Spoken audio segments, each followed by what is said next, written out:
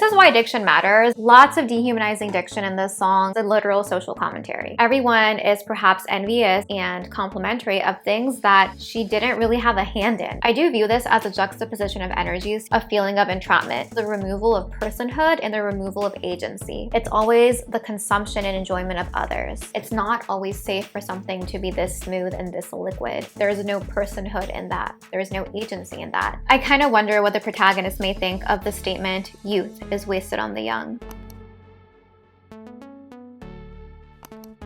Hi everyone, welcome to this video. On my channel, I analyze song lyrics very in depth through the lens of literary analysis. Today we're going to be analyzing the song Liquid Smooth by Mitski. I will be sure to link my Mitski analysis playlist below for you. I've been starting to analyze more and more Mitski on my channel, and there's more where that came from, okay? So consider subscribing and turning on the bell notification, and let's dive into it. For your reference, here's a list of literary terms I may refer to throughout this video, and as always, everything I state is literally just my own opinion. Music is a very subjective thing, and I always love hearing what you think down below in the comments. Let's do this. I find this song title to be incredibly interesting. I want to break down the word liquid and then break down the word smooth, and then we're going to put it together. What's important to remember about a liquid is that it always takes the shape of the container it's in. This is a scientific fact. If we were to think about this in terms of a person being liquid, there's someone who is adaptable to any situation, which is a positive thing. However, if you want to look at this in a more negative light, someone who's liquid is someone who is not necessarily permanent or strong yet. They're still moldable. They're liquid. They're going to take the shape of whatever container they're in. They're going to take the shape of whatever person is molding them. The person that's molding them can be a good person or it can be a toxic person with not chill intentions. I also think about the word easy when I think about the word liquid in the context of this song. Interestingly, I also think about the word easy when I think about the word smooth as well. If someone's personality is smooth, again, they just kind of go with the flow. There's no friction. They're not going to protest anything. They're not going to have strong opinions about anything, which sounds chill, but that also could be dangerous depending on who you're around. Maybe someone wants to take advantage of that. Maybe someone being smooth like this is someone who's naive, maybe due to their young age. We can also think about this in terms of appearances. This song deals with the concept of youth and beauty. A lot of people associate youth with smooth skin. They think about silky skin. The word liquid comes to mind in that context as well. On the surface, these words can have a positive connotation, but depending on the specific context and depending on who we're talking about, these words can be heavy as well. For some reason, I also think about liquid gold. I know that's not mentioned anywhere in this song, but liquid gold looks luxurious and it's smooth, right? It flows, but it's also kind of horrifying in a way because it looks like it's suffocating. It can be thick, and once it hardens, it can be really heavy. So it seems positive and luxurious at first glance, but in reality, there's a danger to it. I think about that as well when I look at this song title. This song deals with youth, with beauty standards, and how most of us have internalized these things and are trying to make sense of these things. I think as we go through this song, we can find even more ways to think about this song title. Let me know what you think of the song title below, and let's get started with verse 1. I'm beautiful, I know because it's the season. But what am I to do with all this beauty? Biology. I am an organism. I'm chemical. That's all. That is all. Let's look at the first phrase, I'm beautiful. This is not coming from a conceited place on part of the protagonist. This is simply a fact the protagonist is aware of. This has been confirmed by the protagonist's experiences. She has evidence for this statement. That's why after I'm beautiful, it says I know, because the world outside is confirming it for her. I'm beautiful, I know, because it's the season. The diction season here is referring to the season of life. She knows that this is a time in her life where society, people outside of herself, will deem her as beautiful because of her youth. right? It's for a season. She knows it's temporary as well. I think the protagonist is able to state this in a matter-of-fact way because internally, she herself does not place as much value on her youthful beauty as society does. That's why I don't view this as someone conceited or someone with an ego. This is someone who is commenting on society. It's a literal social commentary. But what am I to do with all this beauty? It appears as though society values her youthful beauty more than she does. this. This kind of reminds me of Lizzie McGuire. Remember that episode where Lizzie was accidentally really good at rhythmic gymnastics and she could have like gone pro to like the Olympics or something like that, and she didn't because she hated rhythmic gymnastics. That's not the same thing as this, but I am reminded of that because sometimes you have something that other people want, that other people envy, but it doesn't have the same value to you. So here, society is valuing this protagonist's beauty and youth, but to the protagonist, she's first of all confused by this and conflicted by this. And another way you can think about it is that she might feel dehumanized as well. Everyone is perhaps envious and complimentary of things that she didn't really have a hand in, right? Keep in mind, I am extrapolating this out, but for example, I would imagine it's not like someone is complimenting the protagonist on the outfit she picked out or the skill with which she applied her makeup. I'm thinking about people just commenting on the fact that she's young and beautiful. That's wonderful. However, it's not something that the protagonist can necessarily control. The other things I mentioned, like applying makeup skillfully or in a creative way, or picking out and putting together an outfit, those are things that are skills. Those are things where your taste comes through and your creativity comes through. So if someone compliments that, that sort of compliment has more value and more substance. Here, the sorts of things that the protagonist is referring to are hollow things. They're shallow. Biology, I am an organism. I'm chemical. The diction here is very concise and it feels scientific. Science is a study, it's a discipline. It needs to be concise and straightforward. You don't need to be abstract and have very interesting syntax. The sentence structure here, the conciseness to me mirrors the vibe of science. Right? Science is scientific. Science consists of facts. Your sentence structure, your syntax within a scientific setting doesn't need to be interesting. It needs to be easy to understand. Although I will say most scientific papers are not that easy to understand. Like they could definitely make it flow better. And this is coming from someone that has a degree in science. Like literally reading scientific papers was the bane of my existence. Anyways, I digress. But this is interesting, right? Because we're talking about beauty here. When I think about beauty, I don't think of science automatically. I think of like flowy things and like fashion and makeup ads and editorial shoots and things like that. But the protagonist is bringing in science. She's bringing in something that's more black and white, not something that's colorful and abstract, which is interesting. I do view this as a juxtaposition of energies here, beauty versus science. And you know what? There is beauty in science, but again, when I think about beauty, I think about art and I think about something that flows. It's perhaps liquid smooth. I also associate things that are more ambiguous, more intangible, more mysterious, metaphorical, and more subjective with beauty. But with science, I think about objective facts. I think about things that are proven over and over again by different people. We stand peer-reviewed research. Those two things I just compared are kind of opposing in their energies. Oftentimes when I notice a juxtaposition in writing, I view that as being indicative of a sort of unbalance or perhaps a sort of internal struggle. Perhaps that's what's going on here as well. Biology is the study of life. It's the study of living organisms. The protagonist says she herself is an organism. She's not calling herself a human. The connotations of these words are very important. An organism is referring to a living thing, but oftentimes we call something an organism when we're looking at it through the perspective of science, through the perspective of studying that thing. That thing is under a literal microscope or like a metaphorical microscope because organisms don't have to be microscopic, but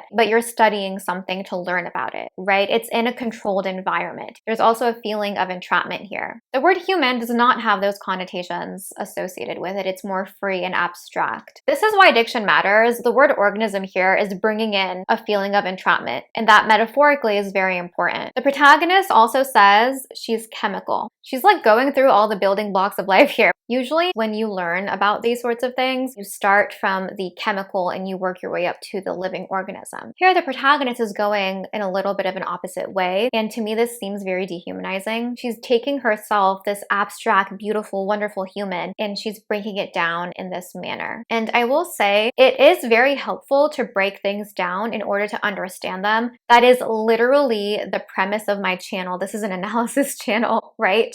I break things down to try to better understand them in every video. However, the way in which the protagonist is doing this is something I find dehumanizing, and I believe that's intentional. The protagonist is identifying herself in a dehumanizing way because that's what she feels society is doing to her and her beauty and her youth. They're taking something that should be lively and wonderful and they're commodifying it. They're attaching value to it in a way that's not pure. I think the protagonist may be doing this in this lyric to go against what she believes society is telling her. It's kind of like the antithesis to like the beauty standards, kind of like the removal of excess, stripping of the excess, except here it's being presented in a more scientific way. That's all, that is all. She's saying that she's just an organism, she's just a chemical. This is kind of like we're all just stardust floating on a rock in space, we're all insignificant. We often hear that sort of argument in more existential discussions, and this does make me think that the protagonist perhaps feels like she's under a microscope and she's being studied in a way that she didn't agree to. There's repetition of that's all. I always say that repetition signifies significance. This is driving the point home more. That's all, that is all, period.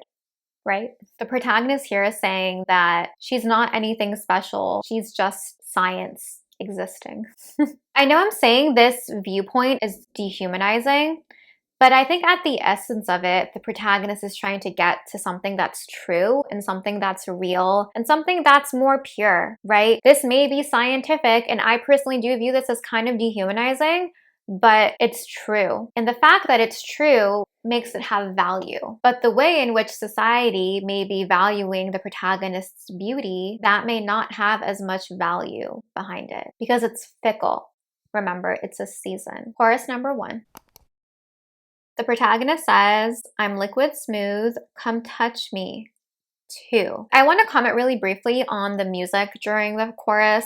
It sounds more dramatic and it sounds unsettled. When I say dramatic, I don't mean over dramatic. I think it's an appropriate amount of dramaticness, but I do think that's significant. I just wanted to briefly mention it. So the protagonist is referring to herself as liquid smooth. I'm thinking about all of those things I said when we talked about the song title, going with the flow. I think about the word easy here again, but I also do feel like there's a sinister undertone to this as well, right? It's not always safe for something to be this smooth and this liquid because there's no personhood in that. There is no agency in that. Lack of opinions, right? Lack of anything actually solid. When it says, "Come touch me too," this is dehumanizing. I view this as the removal of personhood and the removal of agency on part of the protagonist. The protagonist is young and beautiful, therefore by society's standards, she has value. I know she's saying, "Come touch me," but she's saying that here in a more tongue-in-cheek way. There's a great deal of irony to this, in my opinion. I view this as slightly satirical. Here I think the protagonist is saying that, you know, she's young and beautiful, which means she has value in society. Therefore, she doesn't belong to herself. She belongs to the society that is valuing this. The word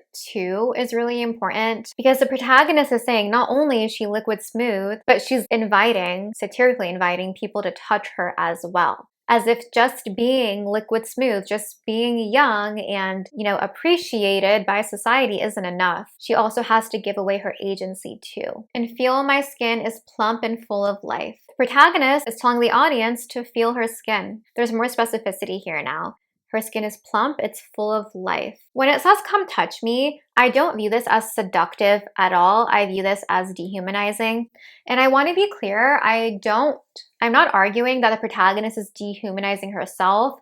She is stating, in my opinion, that the way society is treating her is dehumanizing and also causes her to view herself in a dehumanizing way. There is more specificity in this lyric here, and it makes you wonder, would we care about something to this degree of specificity on our own? I mean, some people might, but maybe not everyone would. Maybe not everyone would care about how plump their skin was if it wasn't such a big conversation. The next lyric says the protagonist is in her prime. She has awareness of this. But prime is such a relative thing and it's different for each person. She's in what society defines as someone's prime, the way they look physically with plump skin. There are different time periods in your life when you're at different sorts of primes. You may be in your physical prime during a certain age, but your mental prime during a different age, or a creative prime at a different time and an emotional health prime years later. There's so many different things in life and so many different types of primes you can have at different stages. And honestly, some people not just men, some women do look better with age. I know that within society, we always say that men age better than women, but that's not always the case. There's great variability in everything. Not everything is cut and dry. I just think it's important to keep that in mind. It's so easy to get lost within this narrative of there being a specific time frame. I do want to mention that perspective because I think it's a healthier perspective to have. Thought I'd share that. Repetition of the lyric, I'm liquid smooth, come touch me too. Then the protagonist says she's at her highest peak and she's ripe. Lots of dehumanizing diction in this song. The protagonist is defining herself as being at her highest peak, so everything is downhill from where she's at. And she's saying she's ripe like a fruit to be consumed, right? And there are often some sensual metaphors that are aligned with different fruits as well. That's another layer to this. I do want to state, I am not saying the protagonist views herself in a dehumanizing way. This is, again, a sort of satirical social commentary. The protagonist says she's about to fall. I imagine the metaphorical fruit falling from this tree because it's ripe and ready to be consumed and enjoyed. It's interesting the protagonist doesn't say catch me after she's about to fall. She says capture me. Diction matters. You guys, diction is always literally the most important thing. That's what I believe. Look at this evidence. Capture me. If it was to say catch me, it wouldn't be as intense and low-key terrifying as it is. The diction capture here makes me think of someone chasing another person with ill intent. The diction capture sets up a predator-prey dynamic. It also makes me think of someone being captured as a prisoner, like a prisoner of war held against their will. Verse 2. I interrupt this video with a very special message from myself. This is sponsored by me. I want to let you guys know that I'm offering services on the website Fiverr. I'm offering a few different things. I can help you refine your own analysis skills to develop your own unique perspective about poetry, about song lyrics, about any written work. I've also been getting a lot of messages from you guys letting me know that you use my videos to help you learn English. So if you need an English conversation partner, I'm your girl. We can converse through the internet. I can help you with pronunciation, sentence structure, and random things about American culture that are not super intuitive. If you're a songwriter or a poet and want me to read your original piece of work and provide you with a very detail-oriented feedback, I can do that as well. All that information is going to be linked down below. If you have any questions about any of the services I'm offering, please message me directly through the website Fiverr. Back to the video that you actually clicked here for. The protagonist then says, or at least take my picture. Again, looking at this through a more ironic, satirical viewpoint, the protagonist is saying if you're not going to consume her and enjoy her, might as well take a picture of her. Because she's at her prime, right? Take a picture, it'll last longer. Document her in her prime so we can have evidence that this once existed. Then it says, and I apologize in advance if I mispronounce this, which I know I will. It says, Kuzurete yuku mani. I just listened to Mitski singing this, and I think that's the closest I'm going to get to that pronunciation. That's Japanese, and it translates to before it crumbles. So within the context of this song, I'm thinking about the protagonist saying she's about to fall, capture her, or at least take her picture before she falls apart, before her beauty and her youth crumbles away. I want to comment on the fact that this lyric is stated in Japanese. Mitski is Japanese American. According to the extremely reliable Wikipedia, Mitski was actually born in Japan and her first language was Japanese. There is a sort of intimacy I associate with one's mother tongue, and I don't want to speak about Mitski specifically because I know that one's relationship with their ethnicity can be intricate. So for that reason, please view what I'm about to say as more of an extrapolated sort of commentary and one that is honestly greatly shaped by my own experiences. Just gonna make this about me, you guys, okay? Kidding. Kind of. So for example, for me, I do speak another language. I'm bilingual. And although I was born in the United States and I've lived here my whole life, I do speak another language with my family and at home. For that reason, I associate a sort of intimacy with that language because that's what I use to talk to a lot of my family members. And oftentimes the discussions you have with your family members are more intimate. They're about your personal experiences, your emotions. So that's one reason I associate a deeper sort of feeling with talking in one's mother tongue. And also, this depends on the language, but for me personally, When there are certain things I want to express to a greater depth, I may choose one language over the other. Given a certain context, one language may have the diction I need, the idiomatic expressions I need to be able to express myself more clearly and better. So in those contexts, I may prefer to use that language so I can effectively communicate what I want to communicate. So for me, it's very significant that Mitski is choosing to say this lyric in Japanese.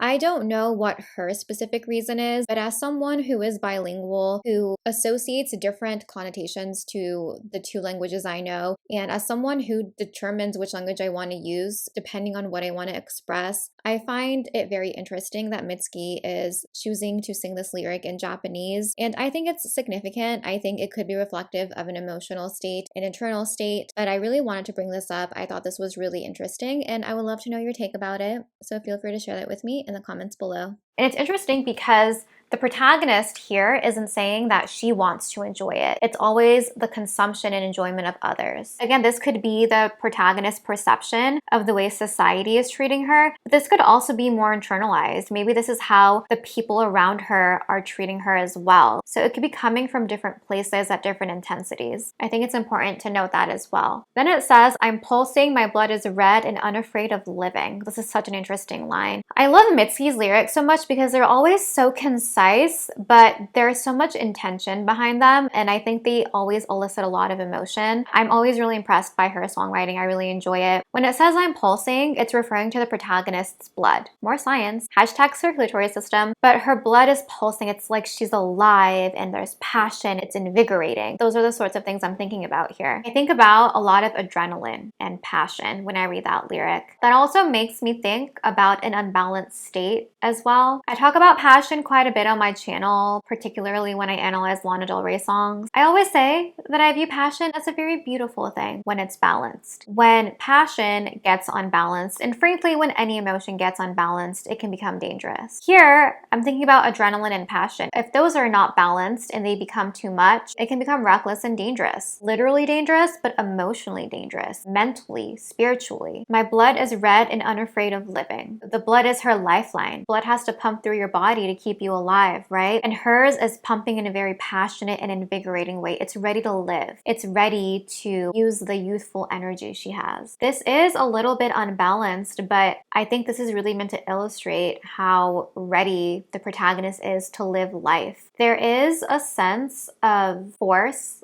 that I feel within these lyrics. It's coming from a very, not naive, that's not the word I'm looking for. It's very youthful, but it's a sort of youthful energy that in certain instances may lack wisdom. I'm not saying that's how I view the protagonist. I view this protagonist as full of wisdom because of this commentary she's providing. However, you know, sometimes when people are like super young in their adolescence and they think they know everything and they have all the energy to do these things, but since they lack the experience, they use that energy and they channel it towards things that like aren't healthy and things that aren't gonna have like a good outcome. That's what I'm thinking about here. Again, I'm not assigning that to the protagonist, but that is something I'm thinking about as a theme. I'm also thinking again about the popular saying, "Youth is wasted on the young." Beginning to end. She's unafraid of living beginning to end. She has a lust for life, to quote Lana Del Rey, just in a different context. She's ready, right? This is talking more about the energy and the vitality that comes with youth. Chorus number 2.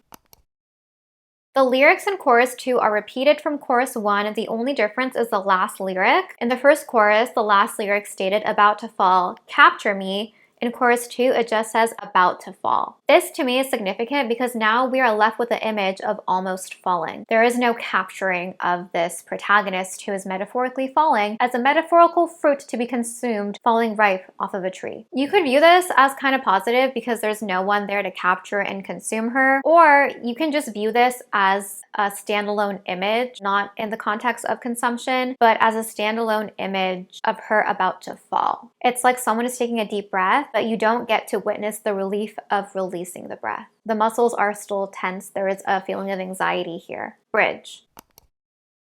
How I feel this river rushing through my veins. The way this lyric is structured is something that has a lot of significance to me. The bridge starts out with the lyric, how I feel. This to me is very important. Compare the connotation of how I feel versus just I feel. The word how, y'all, diction matters. Again, this is my opinion, but the word how reads more like a reflection.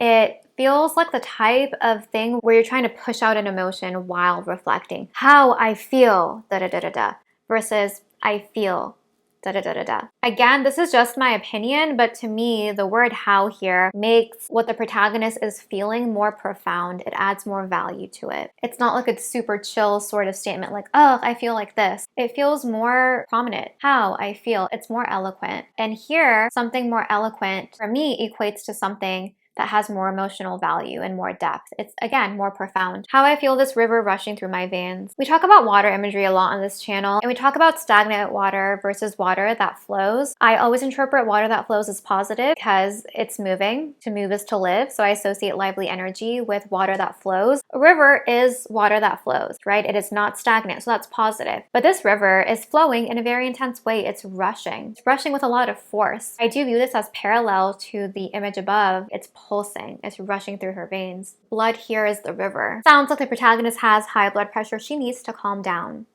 .mp3. With nowhere else to go, it circles round. That's really interesting because the blood is supposed to stay in your body. It's called the circulatory system, right? It's just circulating through your body. But here the protagonist is saying that the blood that's rushing through her veins, the river, has nowhere else to go. To her, there's so much raw passion and energy right now in this song that the protagonist feels like there needs to be a release of some sort. I think there needs to be a release of emotion, but the protagonist feels it more viscerally. That's why she's talking about the blood in her veins and how she feels like it needs to come out. She's explaining everything through a more scientific lens, which I find to be very interesting. It makes it seem more intense and more real because it's more tangible. It's less abstract. I really enjoy when abstract things and tangible things are represented in a tangible manner because it gives more value to them, and it also shows how dangerous these emotions can be. These emotions are being used in a way that is descriptive of the human body, but if you talk about it more abstractly, you may say, oh, well, like that's not that bad. We're talking about like metaphorical things. And this is still a metaphor. But since we're talking about like the blood rushing through her veins and her wanting it to come out, but it can't come out, it's just circling round, that indicates the dire emotional situation the protagonist is in. At least that's how I'm viewing it. This also, again, brings forth the concept of entrapment. The protagonist feels so trapped that her blood feels trapped in her body. But listen, that's where it's supposed to be. You don't want it gushing out. But that's how confined she feels. That's how trapped she feels. This is, in my opinion, describing a very grand and overwhelming feeling that needs to be released in a healthy way. It's like there's pressure building up. And what's interesting is, again, a vein is science, it's natural. But the way that the protagonist is describing everything feels like something's gone amiss. Pressure put on her by society, or the pressure and the way maybe the people around her are treating her, or the way that she's internalized these things are becoming unnatural to her. They're becoming destructive to her. And then we have the first chorus repeated. So the song ends with about to fall, capture me. One other note about that last lyric, about to fall, capture me. The first half, about to fall, shows an awareness on part of the protagonist of kind of what's happening. So that's a point of power. However, when she says capture me, that's powerless. In my notes, I literally have the less than 3 sign with a line through it. And that is the end of this song. Again, very briefly, I do view this song as being a bit satirical, being a bit ironic. I do view it as a sort of social commentary. This could be commenting on society as a whole, or this could be about the protagonist's specific experience with people close to her. This could also be about things the protagonist has internalized. I think it could be about all 3 at the same time, and about a lot of other things as well that I didn't even mention in this video. I think there are a lot of very profound moments in this song. I really enjoy the use of scientific diction. I think this really drives the point home. It makes everything in the song more intense and feel more dire.